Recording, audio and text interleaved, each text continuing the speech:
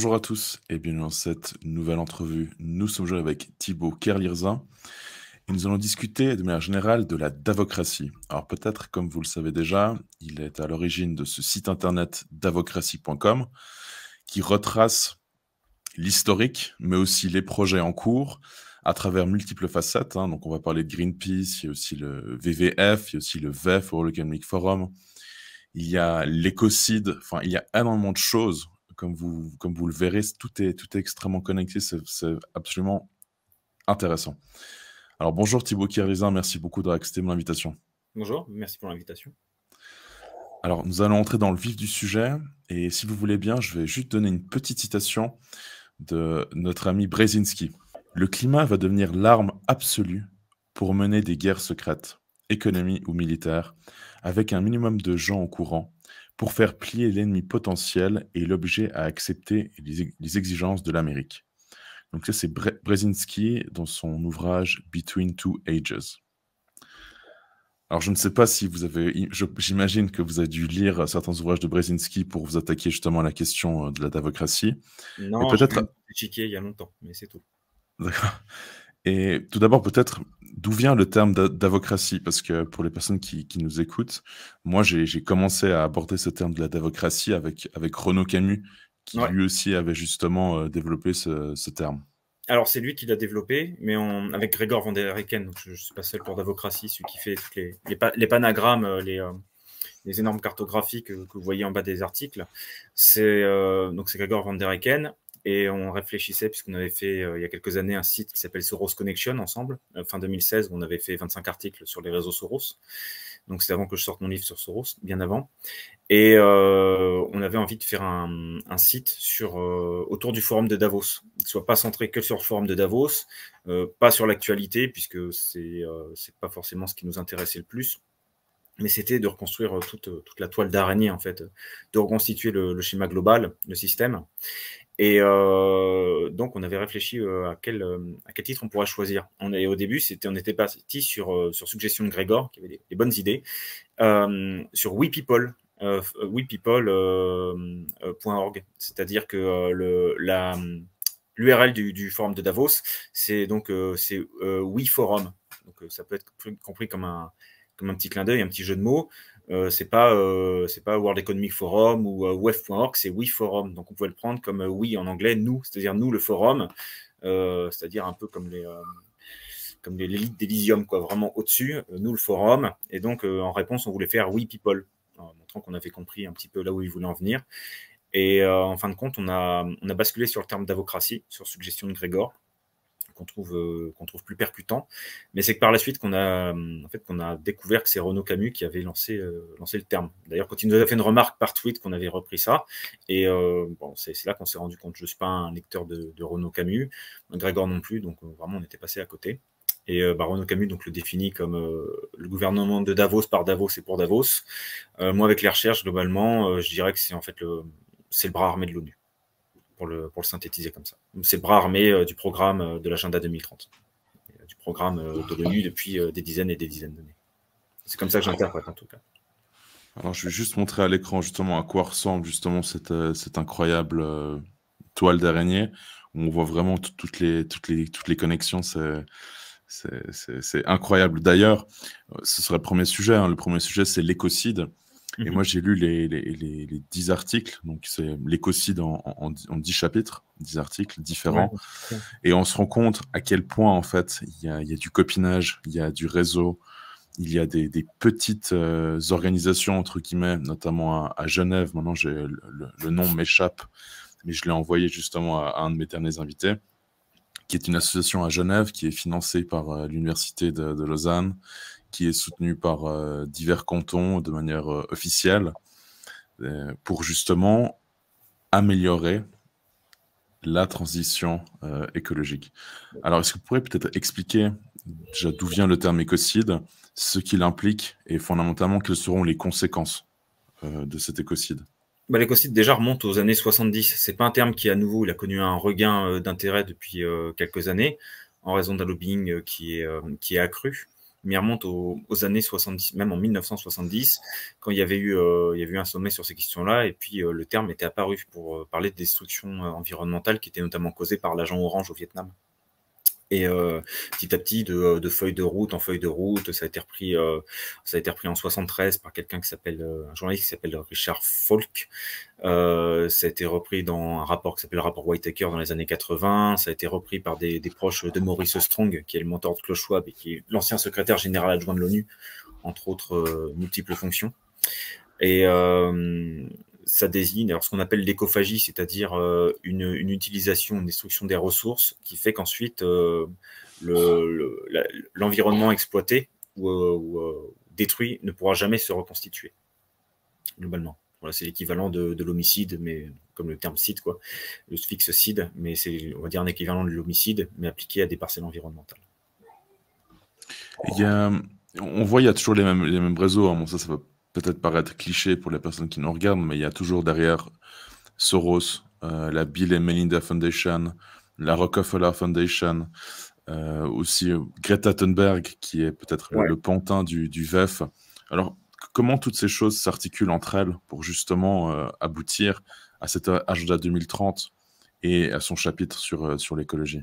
Alors Soros, c'est pas trop dessus. Il avait des ramifications qui étaient dans la finance climatique, mais il n'est pas excessivement dessus. En effet, c'est surtout la Rockefeller, hein, la famille qui ressort à chaque fois.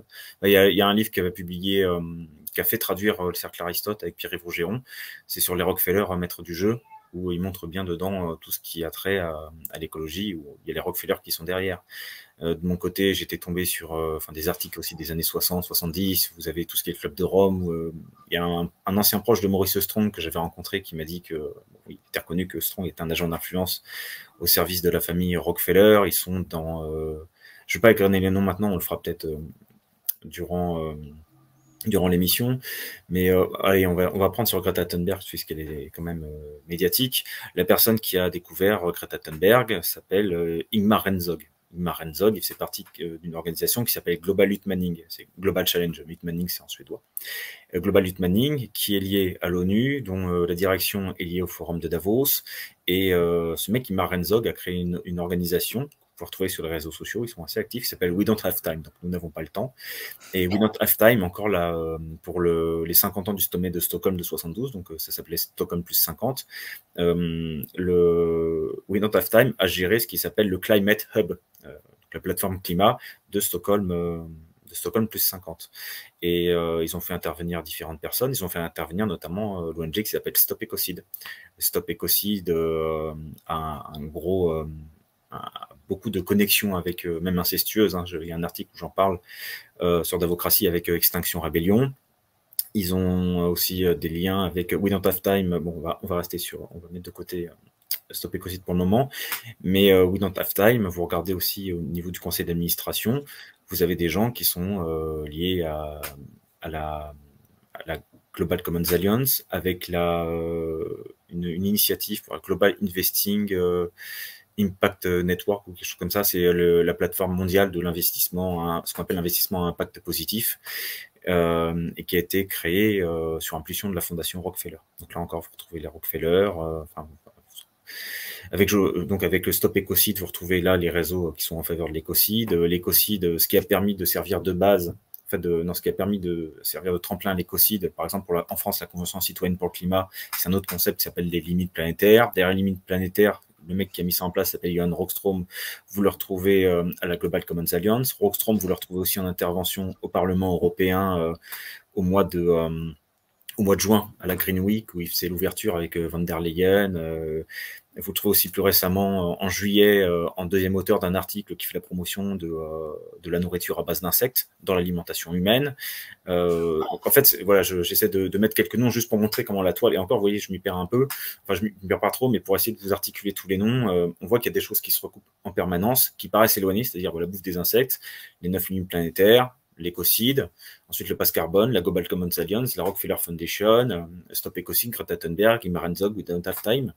On se dit, bon, ok, ce sont des initiatives, des noms qui travaillent tous sur ce qu'on appelle l'écologie, plus, enfin, ce qu'on appelle vraiment l'écologie. Je distingue vraiment écologie et environnementalisme, comme je le dis assez souvent. Mais quand vous reconstituez le réseau et les connexions, c'est en fait un même écosystème. Et ça va dans la même direction, si vous voulez.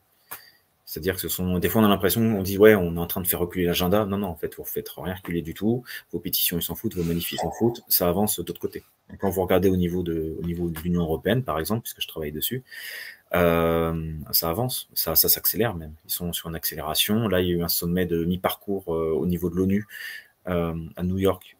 Je crois que c'était en septembre. Et ils ont dit, bon, bah maintenant, ils ont un mot-clé, l'ONU. Tous les mois, ils ont un mot-clé pour le goal of the month, c'est l'objectif du mois. Et en septembre, c'était l'accélération. L'accélération des objectifs de développement durable. Ils ont dit, non, non, sur tel truc, ça va pas assez vite. Sur le changement climatique, ça va pas assez vite. Donc, l'action climatique, c'est l'objectif de développement durable 13. Et ensuite, au niveau européen, ça suit, puisque en mai, je crois que c'était en mai, il y avait un rapport de Statista qui analysait tous les objectifs de développement durable et leur implémentation au niveau de l'Union européenne. Et parmi les 3 qui étaient jugés le plus en retard, il y avait notamment l'ODD 13, donc qui est l'action climatique. Je ne sais pas si je réponds à votre question de manière conjointe. Oui, non, parfaitement. De toute façon, je pense que certaines fois, on va se répéter, s'entrecroiser, etc. Parce que justement, comme tout est tellement connecté, ouais. Dès qu'on comprend ça... Ouais, en fait, je pense pour comprendre vraiment, revenir à la base, il faut que vos auditeurs aillent voir, vos spectateurs aillent voir la charte de la Terre. C'est le texte de base vraiment de l'eschatologie, en fait, du millénarisme écolo, qui date de la fin du XXe siècle. Je l'avais découverte grâce à un journaliste québécois qui s'appelle Guy Bouliane, qui avait écrit un très bon livre sur la société fabienne. Et j'ai redécouvert Maurice Strong, sur lequel j'avais lu des informations erronées il y a 10 ans. Et donc son rôle dans tout cet agenda, son rôle de mentorat auprès de Klaus Schwab, donc le patron du forum de Davos. Il y en a qui pensent qu'en fait l'ONU obéit à Davos, mais c'est complètement l'inverse. En fait, c'est Davos qui obéit à l'agenda de l'ONU. Et donc la charte de la Terre, je l'ai laissé en onglet ouvert. Je vais vous dire les grands principes. Il y a 16 principes. Il y a 16 principes, mais avec ensuite des petits A, petits B que je ne vous lirai pas. Je ne vais même pas vous lire les 16 principes, je vais vous lire les grandes lignes. Il y a 5 grands titres. Et vous allez voir qu'en fait, là, l'écologie, on déplace vraiment ce qu'on appelle l'environnement. Il y a vraiment une petite arnaque entre les deux, d'assimiler l'un à l'autre. Il y a 5 grands principes. Donc, premier, c'est respect et protection de la communauté de la vie. Okay, on pige sur l'environnement. Le 2, intégrité écologique. Pas besoin de plus disserter. Troisième, c'est justice sociale et économique. Là, on se dit, bon, d'accord, on ne voit pas le rapport avec la protection des océans et puis des animaux. Quatrième, démocratie, non-violence et paix. Là, on s'en éloigne encore plus. Et le cinquième, il n'y en a pas de cinquième. C'est la fin, ça s'appelle la voie de l'avenir. Et c'est un truc qui est donc complètement mondialiste. Et ça a été impulsé par 3 personnes. Donc ensuite, il y a d'autres personnes, on pourra en reparler, mais là, on va dériver sur le passe carbone. Ça a été impulsé par Stephen C. Rockefeller, donc un des gars de la famille Rockefeller, qui a dirigé d'ailleurs Earth Charter International, qui est l'ONG à la base de la Charte de la Terre. Earth Charter International, qui est au Costa Rica, et d'ailleurs qui est hébergé au sein de l'Université de la paix des Nations Unies. Alors, ce qui est intéressant, c'est que le Costa Rica a été choisi pour des choix très écolo, puisqu'il y a un ancien président, Strong, il avait dit, moi je voulais là-bas, parce que tel président, je crois que c'était Calderón, avait dit qu'il voulait que Costa Rica incarne le nouvel ordre écologique. Donc on est vraiment dedans. Il y a un ancien président du Costa Rica qui était au forum de Davos, qui était président, je crois, du forum de Davos d'ailleurs.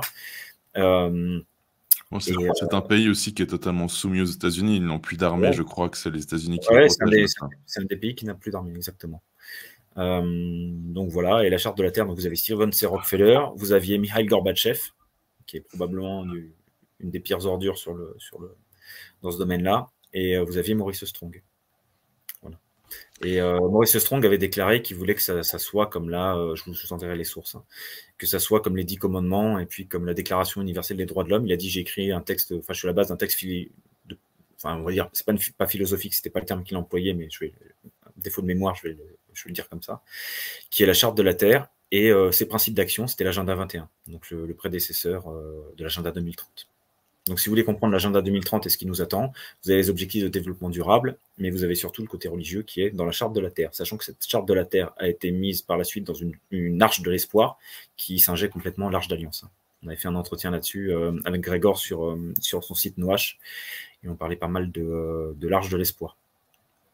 Voilà. Oui, il y a en Suisse, nous avons eu des votations à ce sujet, justement, il y a peut-être 6 mois, peut-être un peu moins, sur justement l'écologie et la question climatique. Et évidemment, ça s'inscrivait totalement dans l'agenda 2030, mais voilà, peu de gens malheureusement l'ont remarqué. Mais maintenant, peut-être, avant qu'on vienne sur le pass carbone, vous avez cité divers acteurs. Donc, il y a notamment Greenpeace, il y a le WWF, etc. Tous ces militants qui sont au sein de Greenpeace, sont-ils les idiots utiles, d'une certaine manière, d'un agenda dont même eux ne sont pas au courant? Alors, faudrait sonder les cœurs et les reins de chacun d'entre eux. Donc, je sais pas. Mais en général, ils sont convaincus que l'épée des vaches vont faire bouillir les océans et qu'on va tous crever de plus 10 degrés dans 3 ans, je pense. Mais ils sont pas au courant de l'agenda comme peuvent l'être des gens à la tête comme Jennifer Morgan, qui était de Greenpeace USA, qui maintenant a un rôle institutionnel assez important au niveau de l'Allemagne, qui eux sont globalement purement des agents des services de renseignement américains. Donc ouais, des idiots utiles, ouais, je pense, complètement. Parce que, pardonnez-moi, malheureusement, le nom m'échappe, mais j'en ai parlé justement avec Jean-Claude Pont dans une précédente entrevue. Il parlait justement d'un ancien Greenpeace qui a fait son, entre guillemets, coming out, justement, où c'est Patrick Moore. Alors, c'est tout à fait possible, où justement, il passe d'un militantisme pro-climat, où maintenant, il dit non, mais la question climatique est une arnaque, et on ne peut pas vraiment savoir si c'est dû à l'homme ou pas. Non, c'est lui. Pas dû à l'homme, c'est simple. Hein. Je veux dire, les émissions humaines de CO2, c'est 5% des émissions de CO2 total. Et puis les émissions de CO2 total, c'est, je crois, 0,04% de l'atmosphère. On fait la règle, on fait une multiplication, puis on voit l'impact du CO2 anthropique dans l'atmosphère, et puis l'escroquerie, elle est défoncée. Je veux dire, c'est fini. On fait une multiplication, et puis non, c'est pas la route. Mais moi, je parlais justement du cas Patrick Moore, parce que visiblement, lui n'était pas au courant de l'agenda que vous dénoncez, pour que finalement, il retourne sa veste d'une manière presque innocente, presque sincère. Ouais, mais en fait, c'est le problème de beaucoup de gens qui sont sincères. Enfin, c'est le problème, je me mets pas du tout au-dessus ou autre. Hein. Mais il y a des gens qui sont sincères, mais ils sont pas. Cette histoire d'agenda qui est, alors occulte entre guillemets, le mot est grand, puisqu'en fait, il est public. Moi, je travaille que sur source ouverte. Si la source ouverte, j'arrive pas à la vérifier. On parlait de Maurice Strong tout à l'heure. J'avais bossé il y a une dizaine d'années beaucoup sur l'Institut Tavistock. Et j'avais lu dans un livre de John Coleman, donc sur Tavistock, que Maurice Strong avait été un directeur de l'Institut Tavistock, je crois, au Canada. J'ai vérifié l'info, j'ai pas pu la recouper, et puis l'info était fausse. Donc bon, je suis passé à autre chose, hein, j'ai laissé tomber Maurice Strong. Mais voilà, si la source n'est pas ouverte ou de première main, ou que je peux pas la recouper, je la mets de côté. Donc les gens qui sont vraiment convaincus, mais qui ont peut-être pas cette... j'ai une formation universitaire sur l'école des hautes études en sciences sociales. Donc je suis habitué à lire beaucoup dans les documents, dans les bouquins ou autres, et une formation en stratégie d'intelligence économique à l'école de guerre économique. On a été formé sur les campagnes d'influence, de désinformation, les techniques de désinformation. Ensuite, j'ai eu la chance d'avoir des gens dans mon entourage comme Lucien Cerise qui m'ont vraiment formé sur les questions d'ingénierie sociale, qui m'ont donné des très bonnes pistes de recherche.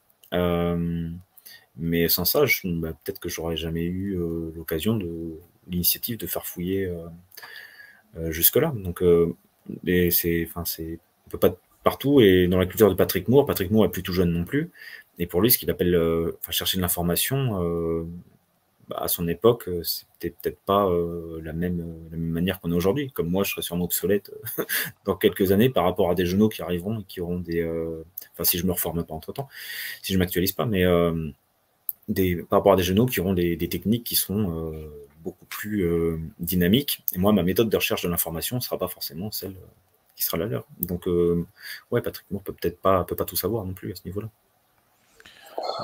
Ensuite, concernant le pass carbone, en quoi est-ce qu'il est déjà actuel? Quelles sont encore les choses à faire pour qu'il puisse être applicable d'une certaine manière? Parce qu'on voit justement au niveau de nos dépenses, de nos nos trajets, on voit déjà l'impact CO2 sur nos billets de train, ce genre de choses. Ouais, donc, en quoi c'est déjà abouti, et quelles sont encore les étapes pour que ce soit vraiment quelque chose de verrouillé d'une certaine manière? C'est foutre la trouille aux gens, globalement. Foutre la trouille aux gens. Alors, ça va vraiment de tous les côtés. C'est-à-dire de manière volontaire, genre, mais un peu poussé quand même, on va foutre la trouille aux gens. On va leur faire comprendre, voilà ce qui risque de se passer. Vous comprenez, vos enfants, la planète. il va falloir adopter un pass carbone, et puis ils vont dire ben banco, on fait, parce que sinon c'est une drame. De manière involontaire, ça va être une réduction drastique du niveau de vie. Donc on n'est même pas sur une question de passe carbone, mais ça va être ouais, c'est quelque chose qui est connexe.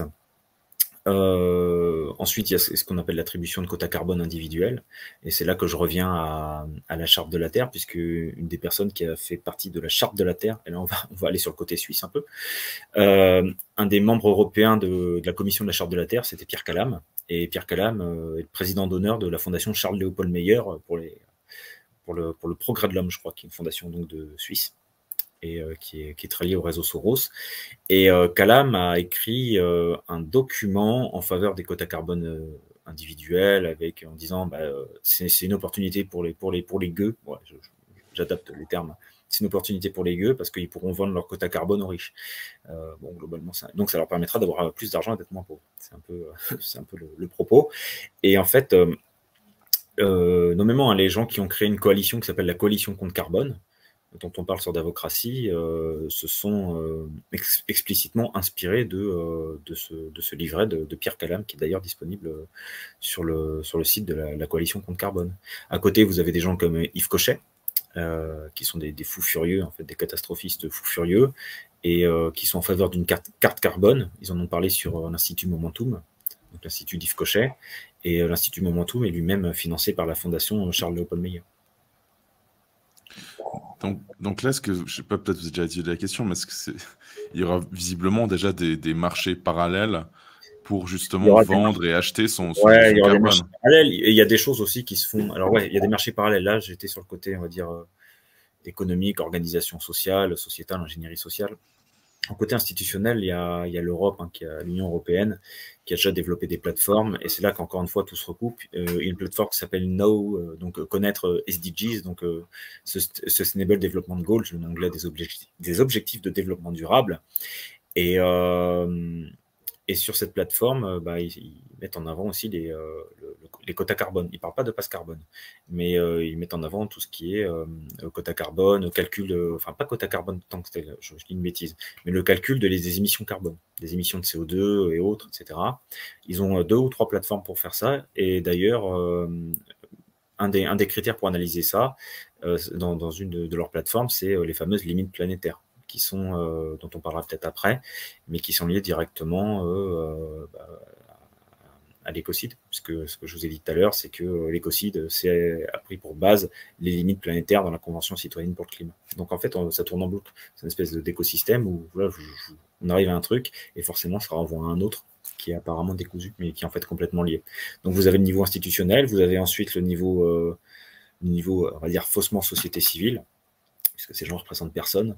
Vous avez un mec qui s'appelle Kom Gierschig, donc qui est une des figures de la coalition contre carbone, qui a fait une conférence en faveur des quotas carbone individuels. Alors pour les gens qui, comme moi, ont un petit module pour voir le nombre de pouces rouges sur YouTube, il se fait complètement défoncer, et puis le nombre de pouces rouges est incroyable, donc les gens ne mangent pas encore.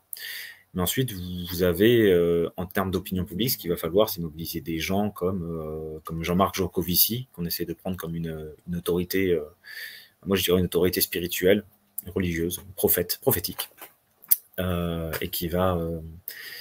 les gens l'aiment bien parce qu'il défend le nucléaire, mais il le défend parce que en fait, ça n'émet pas beaucoup de CO2. Et vu qu'il est dans la religion du CO2, de manière sincère ou insincère, parce qu'il a fait son business dessus avec son cabinet Carbone 4.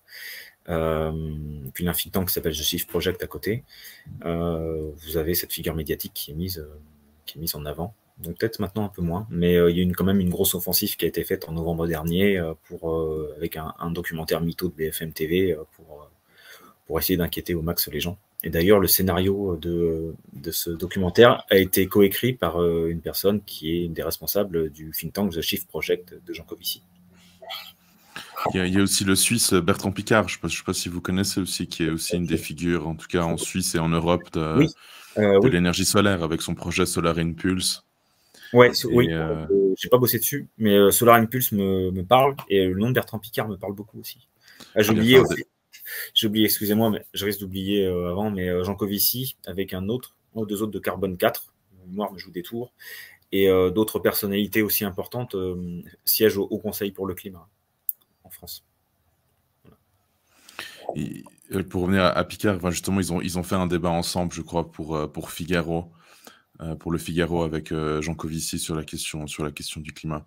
Mais peut-être deux questions en une. Comment est-ce que vous expliquez que les gens marchent à l'arnaque au niveau du storytelling? Ça, c'est la question que j'ai déjà posée à Jean-Claude Pau et Monsieur K sur la question justement du gaz, des pets de vache, du méthane, qui serait à l'origine de la pollution au niveau mondial. Comment expliquez-vous qu'une telle chose puisse passer dans l'opinion publique et qu'il n'y ait aucun regard critique fondamentalement sur cette histoire qui est vraiment invraisemblable? Je répondrai par une autre question en premier lieu, dans un premier temps. Est-ce que ça passe vraiment? Est-ce que c'est pas une ingénierie des perceptions de nous balancer des sondages? En fait, quand on nous balance 2-3 types à la télé qui disent « Putain, les pets de vache, on va tous crever », on se dit bah, « Les gens pensent que… » Non, c'est pas les gens pensent que, c'est 2 ou 3 personnes. Et ça, il y a une espèce d'effet de résonance. On va se dire « C'est tout le monde ». On va nous balancer des sondages, on va se dire « C'est tout le monde ». On nous fait… alors, il y a peut-être cet effet H où les gens, ensuite, ils vont, pour dire comme les autres, ils vont dire que… Mais est-ce qu'ils seront prêts vraiment à réduire actuellement leur niveau de vie, à se mettre un passe carbone? Est-ce que vraiment tout le monde est sur ces sujets-là? Quand on vous essaie de vous dire les gens majoritairement sont inquiets pour le climat, bah ouais, mais ensuite on nous montre d'autres choses où on dit bah voilà, parmi les priorités des Français, le climat, bon, globalement ils s'en foutent, ils veulent manger, pas se faire égorger et puis pouvoir éduquer leurs enfants et puis donc oui, bon, après ça c'est peut-être la… En fait, c'est vraiment une question. Est-ce que c'est pas vraiment une guerre? Pour moi, c'est vraiment une guerre d'information. Pour donner pour que les gens, pour obtenir la soumission, il est dans l'intérêt de l'ingénierie et des ingénieurs sociaux de faire croire que c'est largement partagé. Pour se dire, mais putain, on est isolé à penser que. Donc, peut-être que je me trompe. Mais, Non, ça, vous avez tout à fait raison. Mais ce que je veux dire, c'est que quand vous demandez à des gens… Excusez-moi. Ouais, non, j'ai pas de données fiables qui me disent les gens pensent vraiment que si les données faibles, c'est les instituts complètement bidons qui sont cornaqués par le pouvoir ou par les think tanks américains, ou si c'est ce que je peux voir à la télé ou autre. Ouais, je suis pas convaincu. Donc, Non, vous avez tout à fait raison sur le fait qu'évidemment, il y a probablement une manipulation des esprits et des sondages, ce qui fait que ça nous renvoie au fait que nous serions isolés. Et en effet, je dirais pas que nous sommes beaucoup, hein, mais isolés, non. Néanmoins, si vous demandez, enfin moi j'étais sur le marché du travail il y a encore peu. Lorsque vous demandez à vos collègues de travail s'il y a un réchauffement climatique, tous vous répondront oui. Évidemment, aucun ne sera prêt à faire un effort pour changer son mode de vie. Ça, c'est, je pense, probablement par pur égoïsme au niveau de l'individu. Donc ça, c'est toujours aux autres de faire les efforts et jamais à soi de faire les efforts. Néanmoins, ils valideront tous la théorie du réchauffement climatique anthropique, sans changer leur style de vie. Hein. Ouais, ça, d'accord. Mais ça sera imposé, parce que, comme vous l'avez dit, il y a des gueux, et il faut leur imposer des choses. Comme je pense que ça a été le cas avec l'injection. Bon, est-ce que le couillonavirus existe ou pas? C'est pas la question. Il faut faire ses doses, et on passe au sujet suivant. Donc, ce sera probablement la même chose avec le passe carbone. Oui, probablement. Ah, ça sera Ouais, non, probablement. Et sur les gens complètement lobotomisés, alors moi je travaille en freelance et en solo, donc je suis tranquille à ce niveau-là. Mais c'est vrai que j'ai un ami qui bosse dans une entreprise où il doit être avec des collègues. Et pour le Covid, les mecs, ils étaient tous flippés, quoi. Lui, c'est le seul qui s'est pas fait injecter. Et ils étaient tous flippés avec le masque, avec leur 8e dose. Donc ouais. Mais en fait, c'est un peu le côté 40 millions de pétainistes et le lendemain 40 millions de gaullistes. Si jamais vous mettez des reportages pendant 2-3 semaines où vous dites en fait il y a un refroidissement climatique, les gens ils commenceront à dire il y a un refroidissement climatique et c'est à cause de l'homme. Donc vraiment c'est de la psychologie des fous, quoi, je pense. Mais bon oui, en fait ouais, peut-être, ok. Parlons peut-être des 9 limites de la Terre, hein, parce qu'il y en a, si je ne m'abuse, il y a bien les 9 limites de la Terre. Ouais, peut-être en évoquer quelques-unes et en quoi, visiblement, sont-elles des arnaques? Ouais, je vais retourner sur Davocratie, et puis, histoire de ne pas en oublier. En fait, moi, je m'intéresse toujours à qui me dit la chose, qui est-ce qui écrit, et d'où est-ce qu'il vient. En l'occurrence, Johan Rockström est quand même un intervenant au forum de Davos. Et puis surtout, il bosse aussi avec tout ce qui est Global Commons Alliance. Il est très très proche, enfin c'est même pas qu'il est très proche, c'est qu'il y est directement. Qu'est-ce que j'avais mis dessus? Bon, ça c'est pas très important. Je renverrai l'article, c'est le 8e article dans ce qui concerne l'écocide. Mais la Global Commons Alliance, par exemple, elle a été financée par Rockefeller Philanthropy Advisors. Donc vous avez encore une fois les mêmes intérêts, si vous voulez, qui sont derrière. Ensuite, tout ce qui est ultra technique, moi je n'ai pas les compétences scientifiques pour dire ça c'est faux, ça c'est faux. Mais ça pue l'arnaque à la lecture des choses de toute façon, quoi. Assez rapidement. Ils vont vous dire quoi? Ils vont vous dire ok, vous allez dessus, c'est assez technique. Alors les flux géochimiques, biogéochimiques, j'ai pas la compétence pour analyser les flux biogéochimiques. La déplétion stratosphérique de l'ozone. Alors là, il y a une copine qui m'a fait découvrir un livre que j'ai pas lu qui s'appelle Ozone, qui a été préfacé par Haroun Tazieff. Donc je peux l'envoyer vos spectateurs, puisque c'est vraiment la question du trou de la couche d'ozone, du fameux trou de la couche d'ozone qu'on essaie de nous ressortir, est vraiment bien expliqué dessus. En fait, c'est toute la logique qui est autour de ça. Je regarde qui sont les gens, à partir de quand ils le disent, quel est leur intérêt à le dire, qu'est-ce qu'ils préconisent. Et là, je me dis, ça pue ou ça pue pas. Et comme à chaque fois, je retrouve les mêmes noms et que je retrouve la même inscription dans l'agenda, bon, moi, ça pue, tout simplement. Et vu que je ne crois pas un instant à s'il y ait de réchauffement climatique d'origine anthropique, non, je ne crois pas. Oui, et je me permets juste de rappeler... Donc, ce que je vous dis là, c'est plus détaillé dans l'article. Oui, mais je me permets juste de rappeler que tout ce que vous dites est open source.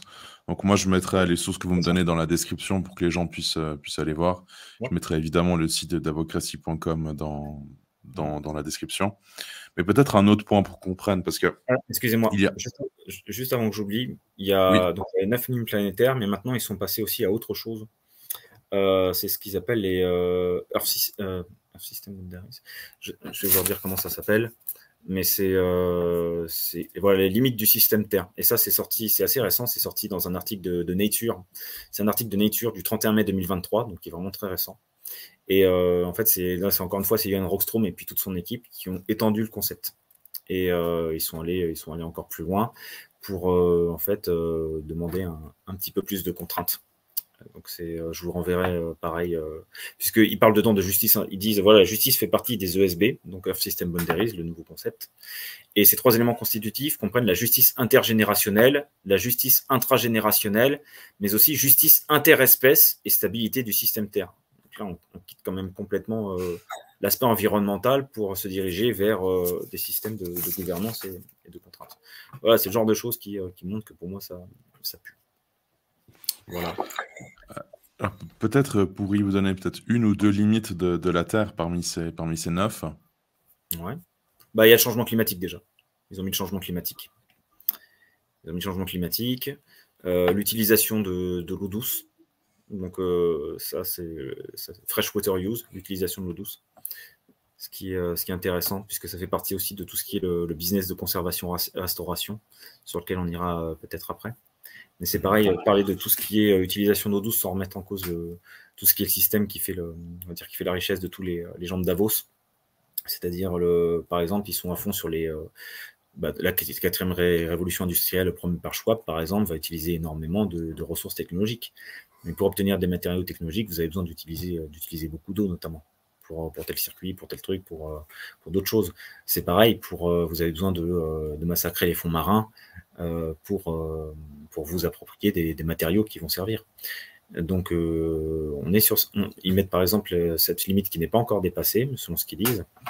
Mais voilà, vous avez un exemple, vous avez telle limite est mise en avant, mais on vous dit attention, il ne faut pas la franchir. Mais par derrière, l'entièreté du système de la 4e révolution industrielle fonctionne sur des ressources qui vont nécessiter énormément d'utilisation d'eau, par exemple.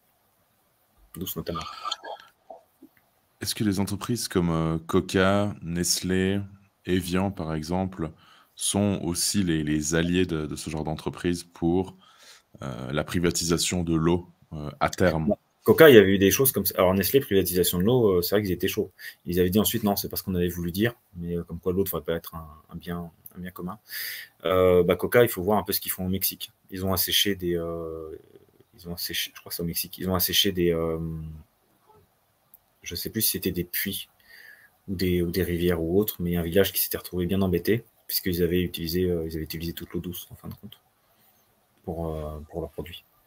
Donc ouais, ils sont sur la même chose. Hein. Alors peut-être encore un autre point, parce que quelle est la finalité économique? Parce qu'évidemment, là, on comprend derrière le pass carbone qu'il y a une volonté de contrôle, d'asservissement, mais où est l'aspect économique? Où est-ce que ces gens peuvent tirer de cette manière l'argent? Et j'aimerais juste vous citer une phrase d'un des articles, c'est Earth is our business. Donc là, c'est vous qui soulignez le double sens. Donc business, c'est notre affaire, et business, c'est notre commerce. Hein. Il y a le côté affaires et commerce. Je peux même vous citer autre chose qui est sur le dossier de l'écocide, donc qui est dans l'article 7. Je crois que c'était le lien entre New Age et Tech et New Age, quelque chose comme ça. On avait intitulé comme ça avec Grégor, et où donc c'est Ralph Chamy qui est encore directeur assistant du vice-directeur du Fonds monétaire international. Et donc il parlait de tout ce qui était conservation, restauration. C'était sur une table ronde sur l'écocide. Et lui, il a co-créé une organisation qui s'appelle Rebalance Earth, donc rééquilibrer la Terre. Et rééquilibrer la Terre, sur leur site, il y a marqué ce qu'ils veulent, c'est créer un marché, rendre la conservation de la vie sauvage lucrative et équitable. Voilà. Mais donc c'est très explicite. Ça repose beaucoup sur la finance. Mais là, on va partir encore sur autre chose, c'est-à-dire tout ce qui est finance verte, finance bleue, business de conservation, restauration, de financiarisation des services écosystémiques.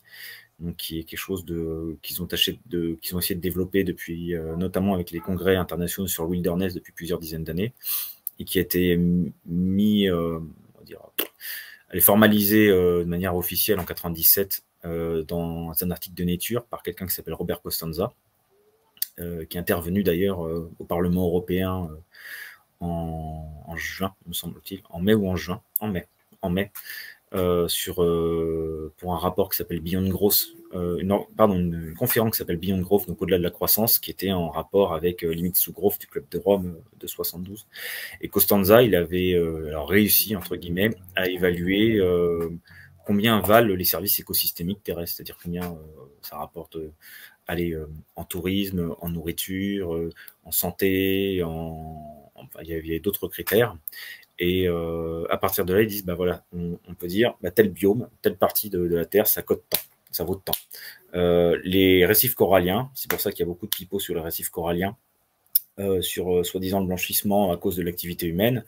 Il y a Elpis, que vous connaissez peut-être, qui est plus trop actif sur Twitter, mais qui fait énormément de bon travail, qui avait non seulement montré que par un rapport officiel de je ne sais plus quel think tank qui était sorti soit janvier, soit mars 2023, que les récifs coralliens, au contraire, étaient en expansion, et que plus les océans étaient chauds et plus les récifs coralliens, en fait, s'épanouissaient dedans.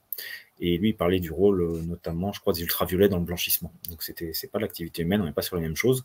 Mais si vous avez un scénario catastrophe et vous dites, regardez les récifs coralliens, à cause de l'humanité, voilà ce qui se passe. Donc, il faut vite qu'on fasse de la conservation, de la restauration. On met du business là-dessus, on met de l'innovation, on trouve des financements, on a des financements en retour. On s'approprie en même temps les petites ressources minérales qu'il y a avec. Donc, vous avez ça, vous avez donc récif corallien, vous avez la mangrove. On parle beaucoup de mangrove aussi, espèce de forêt humide là.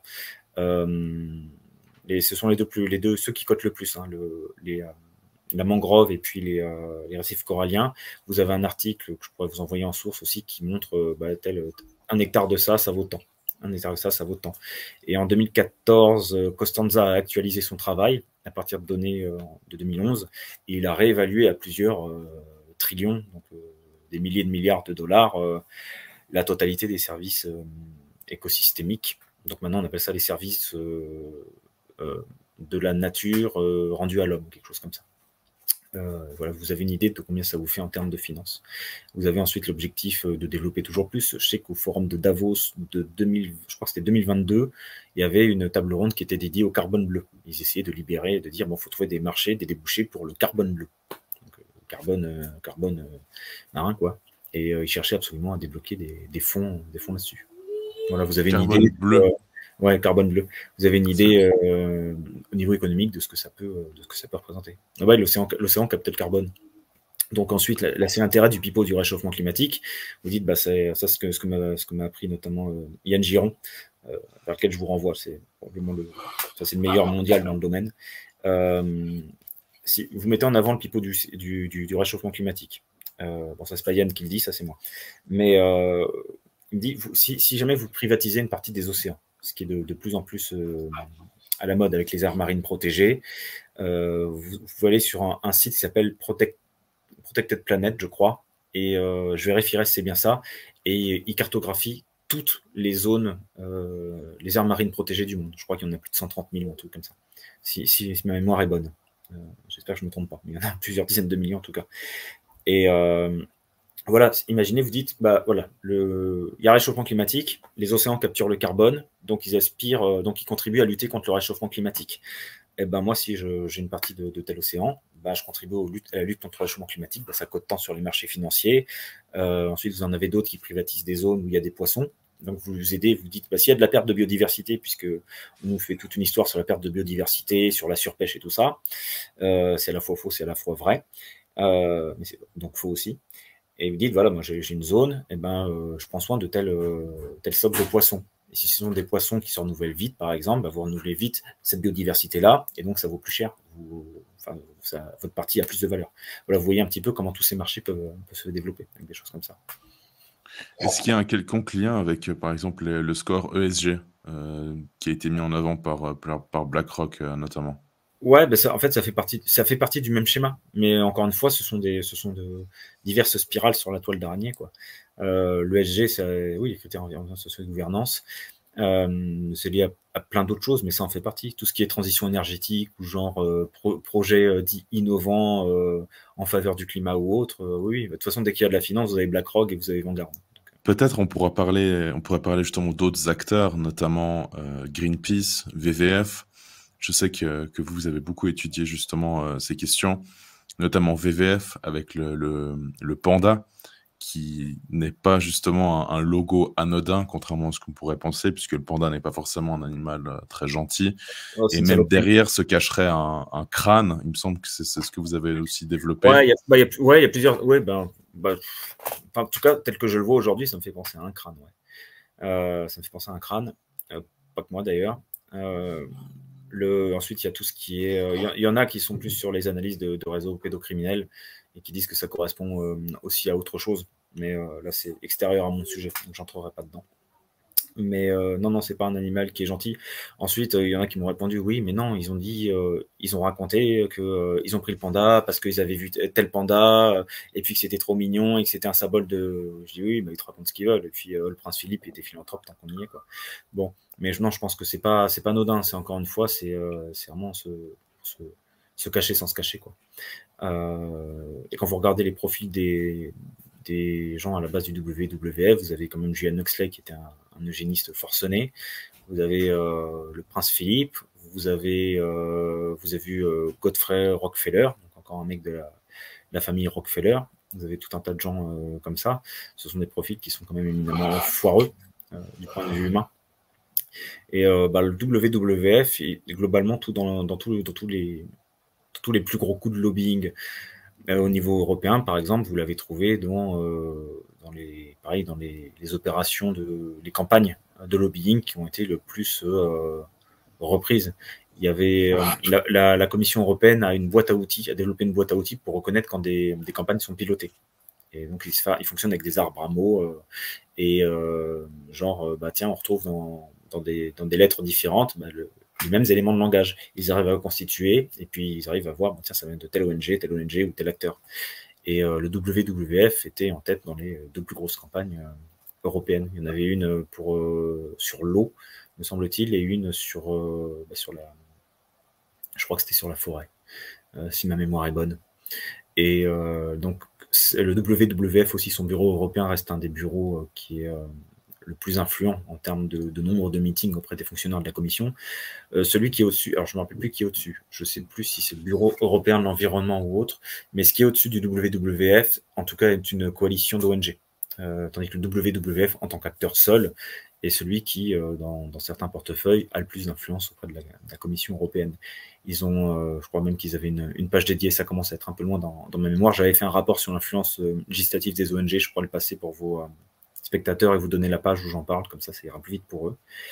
Et plus récemment, le WWF a joué un rôle important aussi sur un pass qu'ils ont appelé eux pas le pass carbone, mais le pass climatique, très clairement.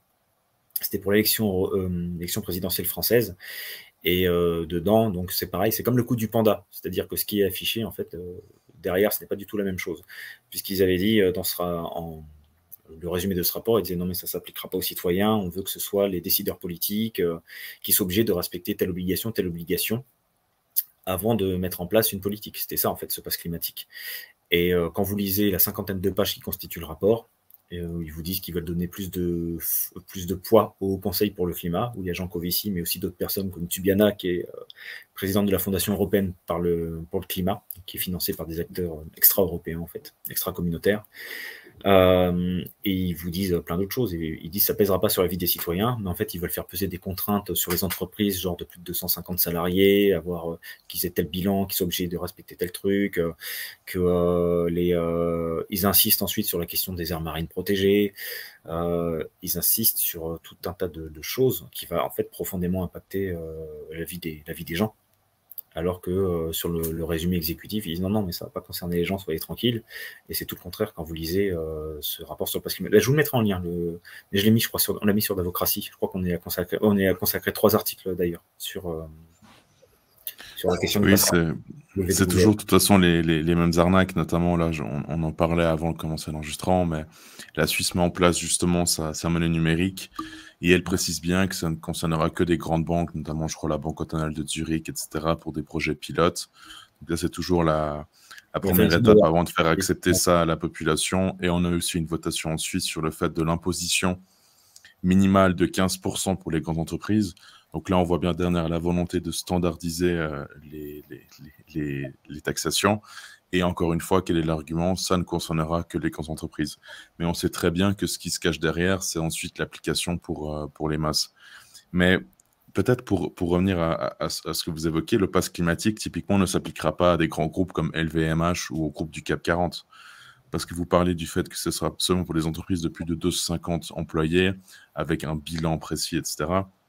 Mais on sait très bien qu'ils ne pourront pas l'appliquer à des grands groupes. Enfin, eux seront évidemment exonérés, comme toujours. Ouais, ou donneront change, ou alors s'ils doivent le faire, ça, je vais même vous dire, peut-être que même ils vont le faire, et peut-être que même les grands groupes vont être précurseurs sur certaines choses. Ils vont dire justement, nous on s'engage et on veut plus d'exigences. Et le fait de demander plus d'exigences, ça éliminera plus facilement les petits concurrents. C'est ce que je ferais. Je serais un enfoiré de première, je serais un grand groupe. Je me dirais, bon, bah alors je vais prendre les devants. Vu que de toute façon, le WWF a été souvent critiqué parce qu'il travaille avec les grands groupes, notamment. Donc, ils ont bossé, je crois, avec le Bezos Earth Fund, donc le Bezos Earth Fund, quoi. Le mec d'Amazon, c'est-à-dire qui fait chier ses employés dans des couches, le mec qui crée un fonds pour la Terre. Bref. Et le WWF a travaillé notamment avec eux. Ils ont travaillé avec McDonald's quand même. Regardez la composition des frites du McDo. D'ailleurs, les frites donc, du McDo. Ça sera pour tuer. Une petite parenthèse, les frites du McDo sont fournies par Bill Gates, puisqu'il fournit aussi des terres agricoles, comme vous le savez, c'est le premier propriétaire terrien américain. Et il fournit les frites du McDo, juste comme ça. Voilà. Ça, je savais que c'était le premier propriétaire terrien aux États-Unis depuis le Covid, hein, d'ailleurs. Mais j'ignorais qu'il fournissait des patates au McDo. Ouais, et puis, il a été critiqué puisque son agriculture ne respecte pas les critères de durabilité. Voilà, mais en effet, pour revenir à votre point, je pense aussi que c'est une parfaite manière de tuer n'importe quel concurrent. Tout ce qui est petite et moyenne entreprise seront de toute façon absorbés ou détruits ou devront déposer le bilan parce que justement, ils n'arriveront pas à respecter ces critères ou vendront à des grands groupes. Donc, c'est le projet du Great Reset de toute façon. C'est l'avènement, on en parlait un petit peu avant l'émission, mais pour moi, c'est l'avènement de ce que j'appelle la seconde phase du New Age.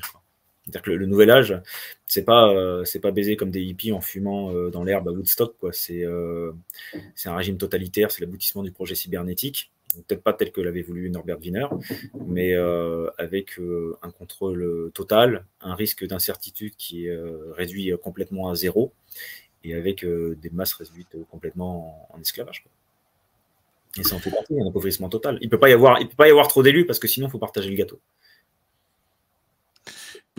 Peut-être un point aussi qui me vient, c'est bien Extinction Rébellion qui ont des militants qui collent leurs mains au milieu des autoroutes et des routes, n'est-ce pas?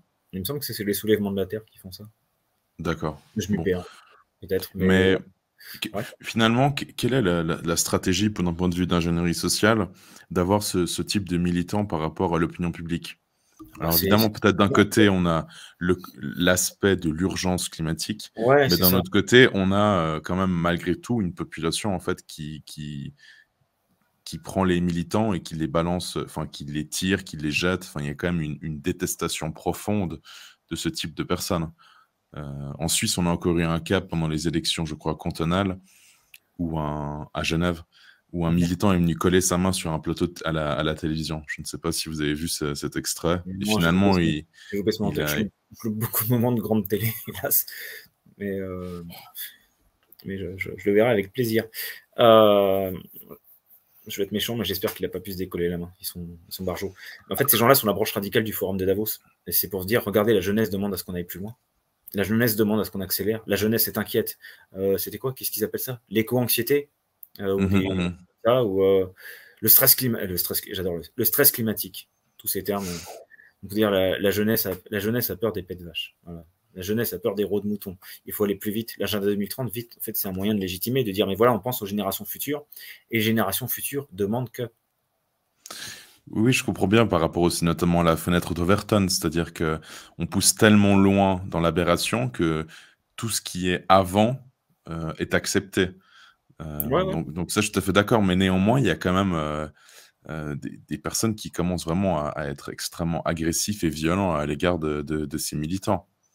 Bah, les gens craquent. Euh, Ouais, ouais, je veux dire, quand vous avez des urgences, et imaginez votre gamin il est malade, vous l'emmenez à l'hôpital, il y a un mec qui vous barre l'autoroute, il dit ouais mec, le climat d'abord, bah, vous lui mettez une pancarte dans la tête, c'est tout. Quand vous avez des petits branleurs qui sont sur la route et que vous avez déjà eu toute une journée de boulot, que vous avez fait 1 heure de trajet sur périph', que vous faites 1 heure et demie de retour dans les bouchons et qu'il y a des merdeux qui viennent vous dire bah non, c'est pas 1 heure et demie, ça va être 3 heures et demie parce qu'on bloque l'autoroute, bah, vous lui mettez une gifle en fait. Les gens craquent, ouais. Puis la priorité des gens, c'est de bouffer, c'est de garder leur travail. Il y a eu suffisamment de problèmes de boulot avec l'escroquerie Covid, là, de suffisamment d'entreprises qui se sont pété la gueule, de gens qui sont tombés dans la paupérité la plus crasse. Donc quand vous avez des gens qui viennent prendre le temps de vous s'emmerder avec ça, enfin, non, c'est... Ouais, les gens craquent. C'est que son face craque. Est-ce que par hasard, vous avez parlé, j'ai pas pu le vérifier, je suis navré, mais est-ce que vous avez parlé par exemple du projet HARP, notamment sur Voir le la manipulation projet du climat. climat? Ouais, climat ou météo. Là, c'est le grand jeu, ça. C'est-à-dire que maintenant, ils disent, c'est pour la tempête qui est en France, ils disent oui, oui, un aléa climatique. C'est pas climatique, c'est météorologique, mais ils essaient de confondre le temps long avec le temps court pour essayer vraiment de nous arnaquer, on va dire, intellectuellement là-dessus. Non, le harpe, je me suis penché dessus il y a quelques années. Et il y a même, je crois que c'est France 3 qui avait fait un reportage sur le harpe d'ailleurs, un reportage très officiel de 2-3 Ah oui, minutes. et Arte aussi, oui, tout à fait, tout à fait. Ouais. Et non, j'ai regardé il y a quelques années. Je me suis intéressé il y a quelques années, mais je suis parti sur d'autres sujets. Il y a des choses que j'ai fouillées, d'autres non, et ça fait partie des sujets que j'ai pas. Je le connais, hein, le projet HARP, il n'y a pas de souci. Je sais qu'en Russie aussi, ils ont la maîtrise de ça. Que ça vient au moins des années 80, au moins officiellement. Mais ensuite, j'ai pas regardé beaucoup. Je sais qu'il y a un ami qui me disait qu'il y avait quelques spéculations sur la trajectoire effectuée par la tempête de 1999 en France. Voilà. Il y avait des doutes, mais qui pensaient que c'était HARP. Mais à titre personnel, j'ai pas fouillé plus que ça. Je connais le projet, je sais qu'il existe, je sais ce que ça peut impliquer, mais je l'ai pas. C'est pareil, il y en a au Japon quand il y a eu un gros séisme une fois. Qui est-ce qui avait déclaré comme officiel japonais Est-ce que c'est Shinzo Abe ou un autre qui avait déclaré que ils s'opposaient pas aux Américains, je crois, puisqu'ils pouvaient provoquer un séisme. Ils disent ils vont provoquer un séisme au Japon ou un truc comme ça. Il y avait eu quelque chose comme ça. Je suis un peu flou, mais ça peut se retrouver sur Internet. Et si je me suis trompé, toutes mes excuses, mais il me semblait avoir lu ça aussi, de manière assez officielle. Oui, oui, non, mais enfin, comment dire? Je vous demande parce que il y a en effet, il y a un projet, mais il y a aussi la volonté, comme vous l'avez dit, que les choses ne vont pas assez vite, et donc il faut mettre bouchée double sur certains points. C'est pour ça que je vous demandais par rapport à ce projet, parce que moi j'ai aussi vu des reportages, je crois, de Arte des années 60, 70, donc 70, sur justement l'URSS, qui est devenu l'ex-URSS, et puis leur projet justement de modification du climat par des armes extrêmement avancées. Donc, comme j'ai l'esprit mal tordu, comme je suis un peu bébête, n'est-ce pas? Je me demande si c'est aussi dans un projet, dans une volonté de. Donc, Ouais, les bouchées doubles sont à la mode ces temps-ci. ouais, Tout ce qui est, pour moi, en fait, tout ce qui est faisable sera fait. Tout ce qui est faisable sur le plan technologique sera fait. Il y avait un super mème qu'avait sorti Elon Musk dernièrement, où il montrait, je crois, l'Europe, la Chine, les États-Unis, qui disaient voilà, que l'intelligence artificielle représente un grand danger. Et il y a les bulles en dessous qui disaient mais j'espère le maîtriser moi le premier. Donc c'est un petit peu ça. C'est technologiquement tout ce qui est faisable, je pense, sera fait. Pour revenir sur ces techniques, déjà dès les années 70, vous connaissez José Delgado? non, malheureusement, ça ne me dit rien. C'est alors c'était quoi le livre? Je crois que c'était le conditionnement de l'esprit et où il y avait ça dedans. Renseignez-vous, je l'avais lu il y a une dizaine d'années. Et déjà dans les années 70, il avait mis au point des systèmes d'ondes radio pour modifier le comportement. J'avais découvert ça par Pièces et main-d'œuvre. Et ensuite, j'avais lu le livre en français de Delgado lui-même.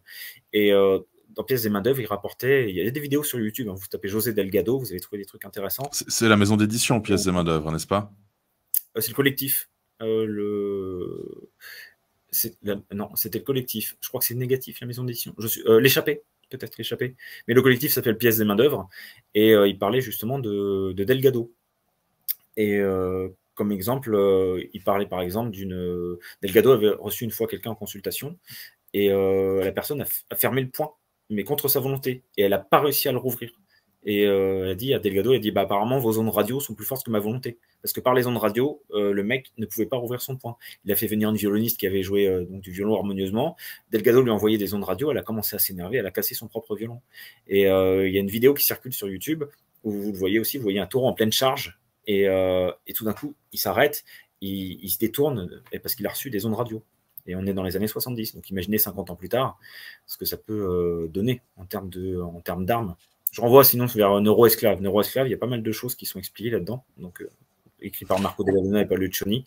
Et vous avez beaucoup d'informations.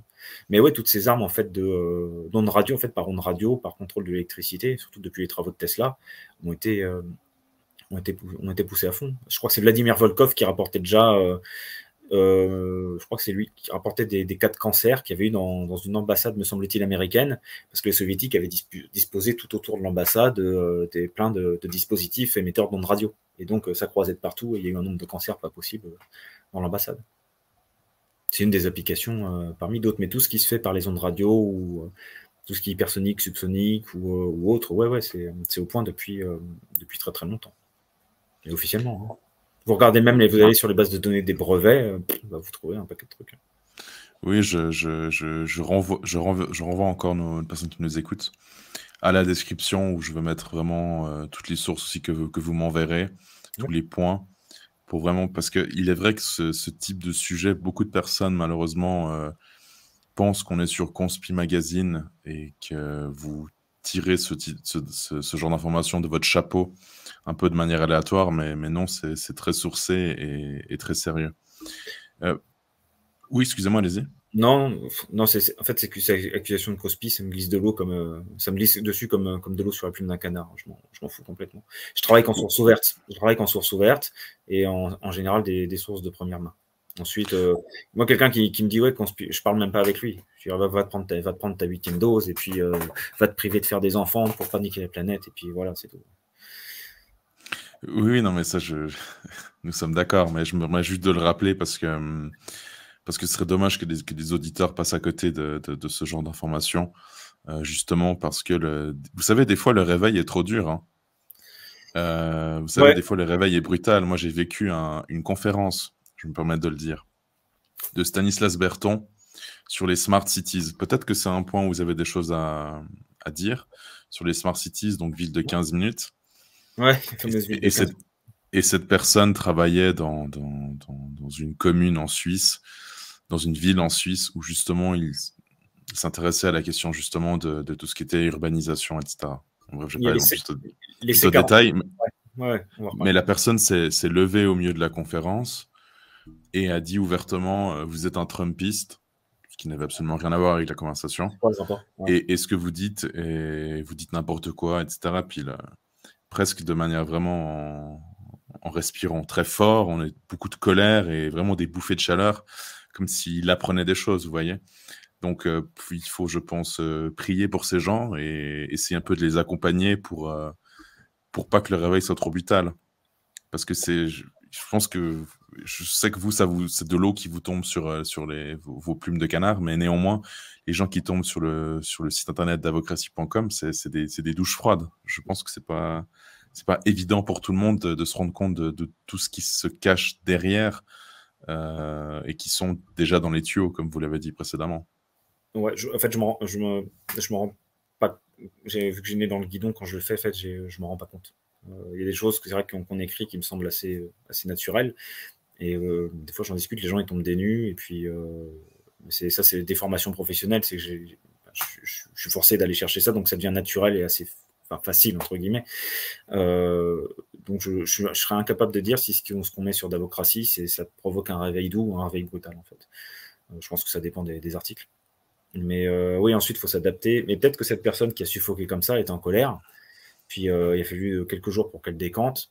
Et qu'ensuite, c'est une petite graine qui est à semer. Donc, elle va en parler avec une autre personne. Et la personne, elle va dire à cette personne, te rends compte, à cette conférence, Stanislas Berton, il disait ceci. Et l'autre personne va dire, bah ouais, mais il avait raison. L'autre va dire, mais je suis entouré de fous. Puis, petit à petit, il y a une graine qui germera. Faut pas savoir quelle sera vraiment la réaction de la personne. Cette réaction qui est brutale. Un réveil brutal, c'est un réveil quand même. Tout à fait.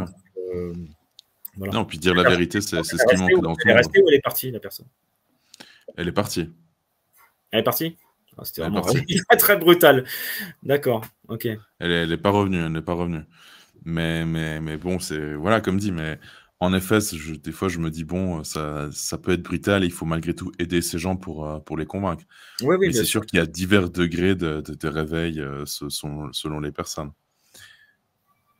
Oui, complètement. Moi, il y a des choses, et même il y a des choses où je me suis pas mal fait avoir, même en étant un peu déconditionné. Il y a des fois où l'émotion prenant, je suis plus d'exemple en tête. Donc je me suis dit, mince, si je me suis aperçu, je m'étais fait avoir par une OP de désinformation. Même des fois, en prenant certaines précautions, on s'en rend compte qu'après. Non, mais en fait, il faut fournir aux gens les sources premières, les textes et tout. C'est pour ça que la lecture est mieux, parce que la lecture, ça fait quand même appel au néocortex, tandis que l'image, alors la conférence, je ne sais pas si ça joue un rôle d'image, je dirais peut-être que oui, c'est directement les circuits limbiques, c'est le siège de l'émotion. Donc, d'où l'intérêt de balancer des fausses vidéos avec des commentaires, de la musique inquiétante.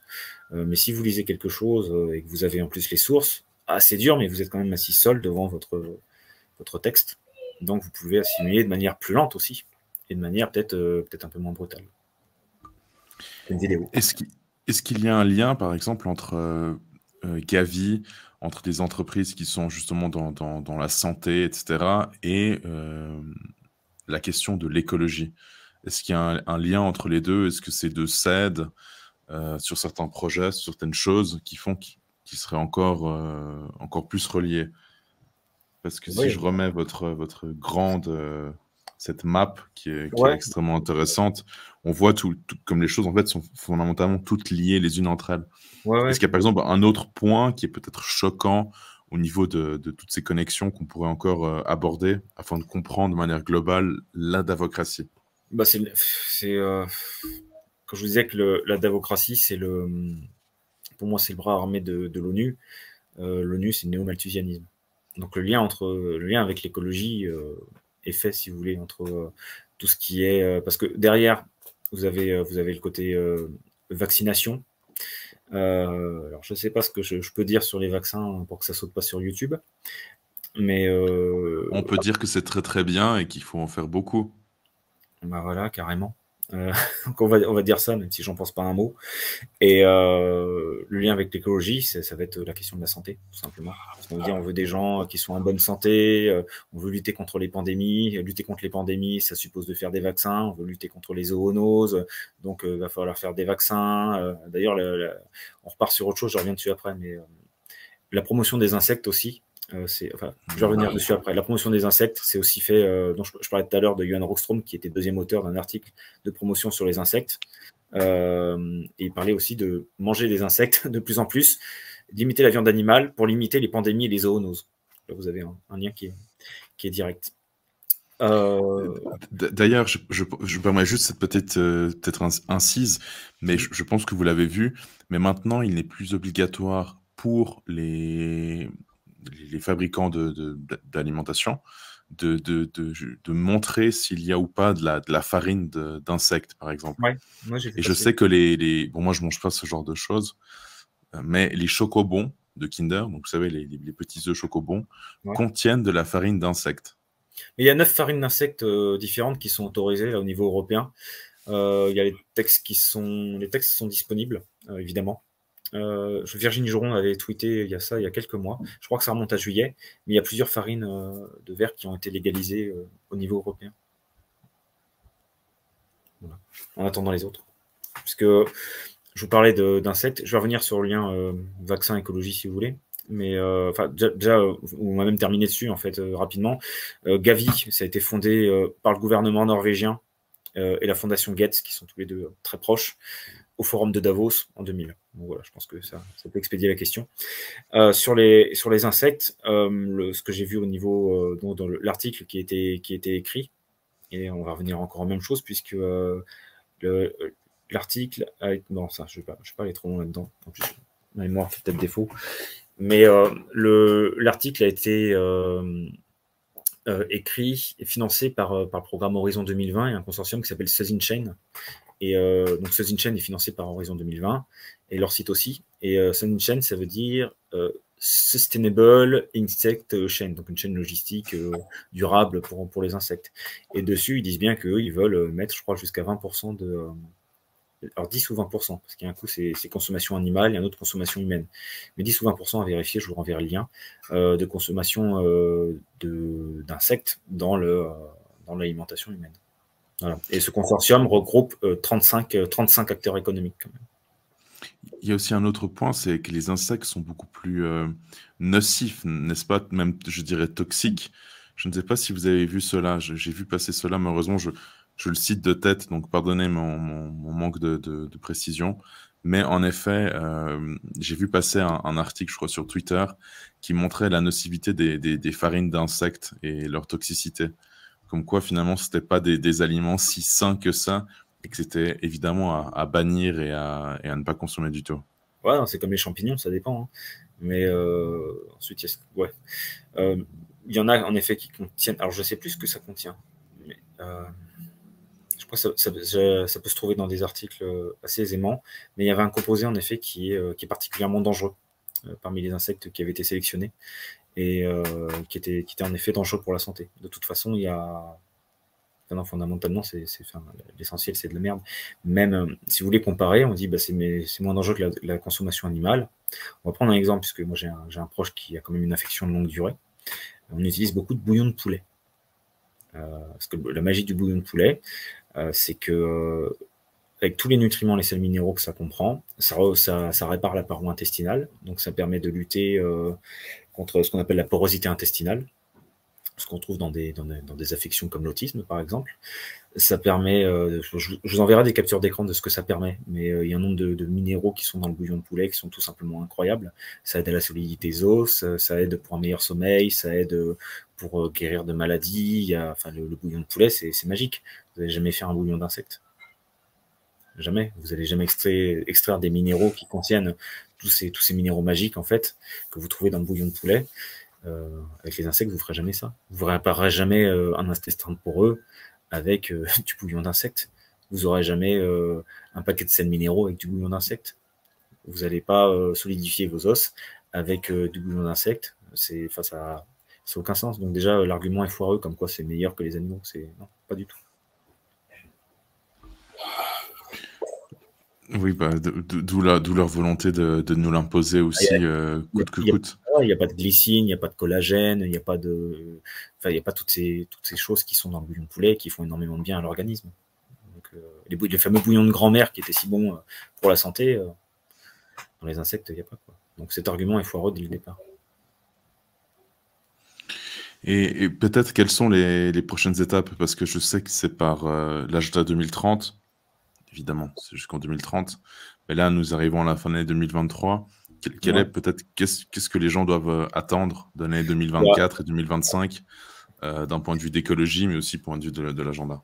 En mai, j'étais tombé sur un super tweet de quelqu'un qui s'appelle Kathleen Lay, qui est une physicienne qui est bien suivie sur Twitter. Bon, quand on est américain, on peut se faire suivre plus intensément, plus vite. Elle doit avoir quoi, 114 000 abonnés. Mais peu importe le nombre d'abonnés, elle avait bien résumé l'agenda 2030. Elle avait dit: est-ce ainsi que nous voulons vivre nos vies? Est-ce que ce sera l'avenir de nos enfants? Donc je vous enverrai bien sûr le lien du tweet. Et en fait, elle a bien résumé les objectifs de développement durable. Elle a dit: système de crédit social et carbone, drone de reconnaissance faciale et capteurs de mouvement, passeport santé numérique, rationnement de la nourriture et de l'énergie, brevet sur les semences et accès restreint aux aliments anciens, donc de plus en plus. Je crois que vous avez même vu peut-être au niveau de l'Union européenne, ils se penchent de plus en plus sur les huiles essentielles pour les interdire. Abolition des genres, réglementation stricte sur les médicaments et les traitements. On l'a vu par exemple avec ce qui a été fait contre l'ivermectine, qui pourtant a vraiment des super propriétés antiparasitaires, notamment sur la santé. Le revenu de base universel, fécondité et reproduction contrôlée. Donc ça, c'est une grande marotte des écolos depuis les années 70, avec notamment la diffusion de stérilisants dans l'eau ou dans la nourriture, comme le voulait Paul Ehrlich. Donc là, élimination du cash et monnaie, donc les CBDC. Donc là, je vous invite à interviewer Marc Draghi, qui est vraiment en pointe sur tous ces sujets-là. Voilà, rationnement des ressources naturelles. Donc on en revient sur les questions de conservation-restauration, puisque ce qui est conservé-restauré, ça va être ensuite privatisé. Là, on passe sur un autre dossier qui est le côté du wilderness et de l'éco-business. Le wilderness, c'est ce qu'on appelle la nature sauvage aux États-Unis. Et depuis 1977, vous avez les congrès internationaux du wilderness qui ont régulièrement lieu, avec dès le départ des acteurs très influents. Donc vous avez eu un Rothschild, vous avez eu le WWF qui était présent depuis le départ, vous avez Maurice Strong, et vous avez eu des 4e congrès du wilderness, une impulsion pour créer ce qu'on appelle la Global Environment Facility, donc qui est un des systèmes les plus influents aussi au niveau écolo. Abolition de la propriété privée, puisqu'on possédera rien, qu'on sera heureux. Et la fameuse 4e révolution industrielle de Schwab, donc avec l'Internet des objets, intelligence artificielle, en fait, tout ce qui permet d'automatiser de plus en plus les choses et de se passer de l'humain. Donc c'est un peu l'idée. Donc c'est la 2e phase du New Age, un peu moins marrante. Oui, en effet. C'est un rire jaune hein, que j'avais bien compris. Peut-être un dernier point, malgré tout, avant que nous concluions. Mais quels sont nos moyens de résister? Par exemple, avant que vous répondiez, j'ai une connaissance qui était à Londres récemment. Et partout, évidemment, il y a de la propagande pro-Ukraine, etc., etc. Mais au-delà de ça, elle demandait toujours à payer en cash avec des pounds, des livres sterling. Et dans 70%, 70% des cas, c'était pas possible, en fait. Elle devait payer c'était vraiment sans cash. J'ai vu une vidéo passer. Et elle devait quitter les lieux. Parce qu'elle ne pouvait pas payer sans... il fallait absolument une carte de crédit. Si vous n'avez pas de carte de crédit, vous ne pouvez pas consommer, vous ne pouvez rien faire. Donc, 7 fois sur 10, elle me l'a expliqué, c'était avec paiement avec carte de crédit. D'accord. Et vous me demandez les moyens de résister. En fait, Exactement. Alors, quels sont les moyens de résister dans le monde dans lequel on vit, d'avoir des paiements comment résister? Légaux ou illégaux? Parce que je ne vais pas inciter à l'illégal, parce que j'inciterai jamais à quelque chose que moi-même je ne suis pas prêt à faire. Oui, mais concrètement. Et légalement, il n'y a rien. Légalement, il n'y a rien. C'est de A à Z, pour moi, c'est contrôlé de A à Z. On nous a vendu les BRICS comme une opposition. C'est une horreur. Je veux dire, Pierre Hélard a bien montré, notamment quand il était passé chez vous, il a bien montré l'escroquerie. Et c'est lui d'ailleurs qui m'a ouvert les yeux sur beaucoup de choses concernant Poutine, j'ai pas honte de le dire. Le Brésil, on a vu avec le retour de Lula qui veut faire vacciner avec des vaccins ARN les bébés, enfin les gens à partir de 6 mois jusqu'à 5 ans, je crois, avec des vaccins ARN de manière obligatoire. Pour sauver des vies. Ouais, pour sauver des vies. Et pour pas tuer papy et mamie. La Russie, on vient d'en parler. L'Inde, je vois pas en quoi ça pourrait être vraiment une alternative. La Chine, il y a le crédit social et on est même noté quand on reçoit des appels ou pour jeter des ordures dans une poubelle. J'avais vu une fois une vidéo d'une personne qui attendait devant une poubelle, et c'est même le côté du crédit social pour balancer les trucs dans des poubelles. J'ai un ami qui est avocat, qui vit en Chine notamment, qui m'a raconté un peu le délire qu'il y avait là-bas. Non, c'est pas vraiment souhaitable. Et l'Afrique du Sud, donc pour le S de BRICS, l'Afrique du Sud, il y a une politique d'extermination des Blancs. Donc je vois pas en quoi déjà c'est une alternative. Légalement, je vois pas ce qui est faisable, à part des soulèvements de population de masse. Et là, on n'est pas sur le légal et j'en dirais pas plus, quoi. Mais et même ensuite, toutes les révolutions sont en général pilotées ou alors elles sont détournées. Il y a tout ce qui concerne les techniques de dynamique des groupes mises au point notamment par la Tavistock et Kurt Lewin. Vous avez le contrôle des petits groupes. Vous avez, je suis pessimiste en fait. Hein. Pour moi, qu'est-ce qu'on peut faire à part vraiment réveiller les masses endormies? C'est, je sais pas. Les partis politiques. Bon, mais pour moi, en fait, pour moi, c'est un peu baisé de tous les côtés. Hein. Désolé de pas donner de pistes. Non, mais il n'y a pas de mauvaise réponse, ni de bonne réponse. C'est juste. J'aime pas vendre du rêve ou dire non, le peuple se réveille, ça va sortir. Ouais, on les a bien eu. Le Covid, ils ont reculé. Bah non, ils ont pas reculé au niveau européen, ils accélèrent grave. Donc, et au niveau de l'ONU, ça accélère encore plus. Donc. Disons que j'ai pas beaucoup d'invités qui sont fleurs bleues et optimistes, hein, donc vous inquiétez pas. Non, ouais, non, ça va, je suis tranquille. Mais non, bah, si ouais, vos autres invités, qu'est-ce qu'ils ont comme piste, par exemple? On peut s'organiser au niveau local, d'accord. Mais si vous organisez au niveau local, en petit clan, tout ça, il n'y a rien qui empêchera l'État de venir vous suicider avec votre groupe parce que vous êtes soi-disant en dérive sectaire ou c'était quoi? C'était le projet One Nation là. C'était des babos un peu barrés, mais c'est de mal à personne. Et puis ils sont venus se faire emmerder parce qu'ils voulaient construire quelque chose en dehors du système. Donc je pense pas que non, même se organiser en petit clan, en petit groupe. Genre je sais que le terme résilience il est à la mode, mais vous pouvez faire ce que vous voulez.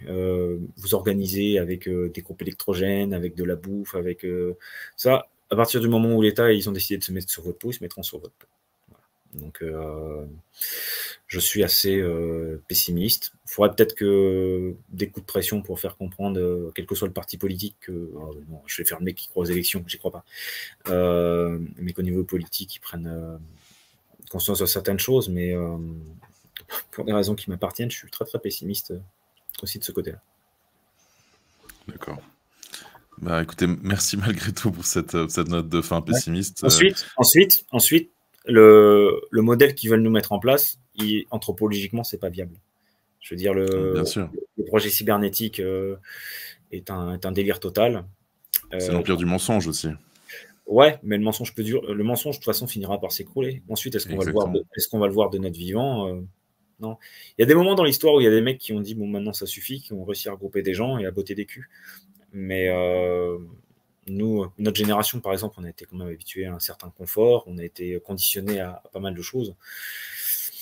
Ça viendra peut-être des générations qui arrivent, mais la nôtre, je suis pas convaincu du tout. Non, puis surtout que l'endormissement est évidemment entretenu par la télévision, par ce genre de choses, par l'abrutissement, par l'hébétude généralisée. Donc en effet, le réveil, à mon avis, est impossible. À moins que le système s'écroule de lui-même. Je pense que ça sera une démolition contrôlée. On dit la République gouverne mal mais se défend bien. Je pense que c'est même pour l'ingénierie sociale. Ça sera une démolution. C'est comme le coup de la grenouille dans la casserole. Hein. Donc on la laisse chauffer petit à petit, elle ne se rend pas qu'elle cuit, puis elle finit cuite, parce que l'ébullition est arrivée tellement lentement qu'elle ne s'est pas aperçue qu'elle était en train de cuire. Donc, mais ça, en fait, il y a plusieurs scénarios qui sont possibles. Démolition contrôlée, ou pas contrôlée, puisque les gens qui en fin de compte ne seront pas touchés, ils sont à Davos ou dans des lieux qui sont surprotégés, ils ne seront pas forcément concernés. Mais pour revenir, peu importe en fait là-dessus, pour revenir sur ce qui nous concerne nous, quoi faire, au niveau juridique, on a vu qu'il n'y a pas d'état de droit, c'est un fantasme total. On l'a vu avec les soignants qui se sont pris 600 jours dans la tête à être privés de revenus, ils ont été laissés à crever de faim.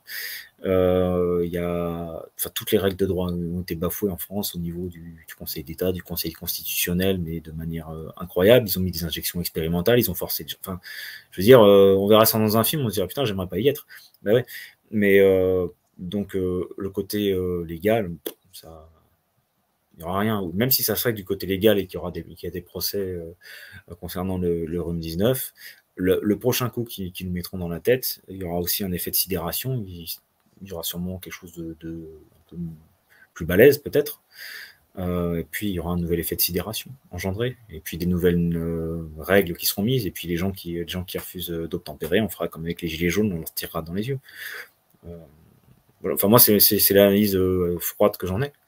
Donc, je peux me tromper. Hein. Franchement, je suis très pessimiste avec ce que je constate par rapport à ce que je lis, le fossé avec le réel, de se dire ouais, on a gagné, on a fait des pétitions, il y a plein de gens de bonne volonté, c'est vraiment pas la question. Mais au niveau institutionnel, qu'est-ce qui se passe? Bah, ça avance. Ça avance. Von der Leyen, elle est inquiète. Non. Et puis si elle est inquiète, bah, ils la font sauter, ils remplacent par un autre. Puis c'est terminé, je veux dire. Schwab, c'est infusible. Schwab, c'est loin d'être le patron. Pour moi, Schwab, c'est un majordome. Donc, si Schwab, il gicle, bah, ils mettront un autre. Et si le forum de Davos gicle, bah, ils remplaceront par autre chose. Donc, il n'y a pas de... C'est très bien maîtrisé. En fait, je prends vraiment comme une... Avant, quand je parlais un peu de la théorie du chaos, il y a quelques années, modestement, je veux dire, je suis pas un scientifique. Mais je prends toujours l'exemple d'une tasse. Vous avez les bords de la tasse, et puis du café soluble que vous prenez. Et vous versez le café soluble, et ça fait tout un tas de jolies formes, de jolis motifs et autres. C'est complètement chaotique, quoi. C'est complètement imprévisible, mais il y a quand même ce que je crois que c'est Ilya Prigogine qui avait appelé les lois du chaos. C'est-à-dire que c'est quand même circonscrit au sein d'un espace particulier. Ça veut dire que vu que c'est circonscrit dans cet espace, on peut quand même envisager qu'il va se passer ci ou qu'il va se passer ça. Et derrière, je parlais pour illustrer un petit peu, il y en a qui me disaient ce qui dirige, c'est un communisme global, et d'autres qui disaient non, c'est le libéralisme. Je disais bah non, c'est en fait un espèce de bolchevisme global autour, et c'est-à-dire ceux qui maîtrisent la tasse. À l'intérieur, ça peut être complètement libéralisé, fluidifié, chaotisé, mais autour, vous avez quand même toujours le même système. Écoutez, cher Thibaut Kervirzin, merci beaucoup pour toutes ces explications. Je pense qu'on a bien compris la Davocratie dans son ensemble. Si vous avez aimé cette vidéo, n'hésitez pas à la commenter, à la partager, à vous abonner, et on se voit très vite pour une prochaine entrevue. À bientôt.